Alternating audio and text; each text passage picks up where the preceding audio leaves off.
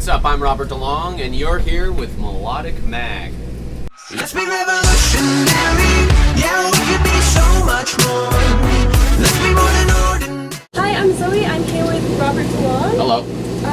First of all, how's the tour been going so far? It's been amazing. This will be our 5th show, and Morgan's a lot of fun, as you know. And it's been a great party, good shows, good times. Really cold. Yeah. So I want to get a bit into your songwriting. Okay. I know that you play a lot of instruments and your music has a lot going on, so I'm curious where do songs generally start?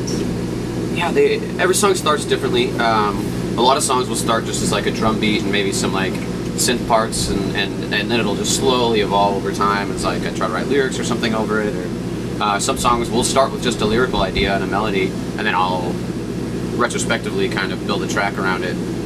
And then some songs start on just like guitar and vocals, so I don't know, everything's different. Yeah, and I know you've been playing the drums for a really long time, so does being a drummer primarily affect your songwriting in any way? I think it very much so does, and being a drummer, I think, I know a lot of drummers that are producers, and I think it makes a lot of sense because you tend to think of things in a more global sense.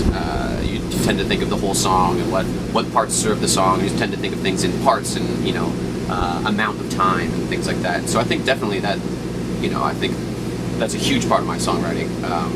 And like I said, most of my songs start with like just a drum beat or something like that. So, yeah. One of my favorite parts of your live show is there's a really good visual aspect, and sometimes you have like a good sense of humor with it. Like I saw you a few years ago, and there was an intro video with like Seal photoshopped on a seal, the X-Files theme. And at like an acoustic session, you have like a button that just says like "It's in the game." Yeah. Oh yeah. So, do you have any what kind of funny buttons do you have?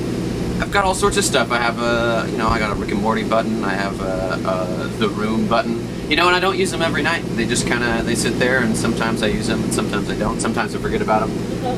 Maybe Seal will make a guest appearance tonight. We'll see. It's just as the spirit leads. It's just so if you feel like it, you can just it's there. Yeah. I try to keep myself on my toes. Yeah. Recently you've said that you've written like 150 songs in the past couple years. Yeah, a couple of them are good. Yeah. Okay. I was gonna ask, how do you narrow it down, and what happens to the ones that, where do the other ones go?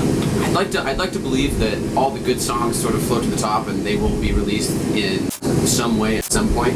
But in a lot of ways, even if you write a song that's not that great, there might be something interesting about that. And I go back, and I kind of glean the best parts of songs, and I'll assemble, another song from, maybe the bass line from this song, or maybe the bridge section from that song, or whatever. If I knew a song wasn't good enough, or it just wasn't quite the right thing, So yeah, everything gets recycled, hopefully. Is there any fun story with that, on the movie that happened? Yeah. Oh yeah. Goodness. All beginning of the end. That one went through 5 or 6 iterations. It was 4 or 5 different songs before the song itself became what it was. But it had been produced in 3 or 4 different ways before, and kind of the final version that's on the EP. Revolutionary is kind of the same deal. The song was written and then it was reproduced probably 10 different times until we settled on what the production was. So yeah. Well, do you have any songs that have come together really quickly?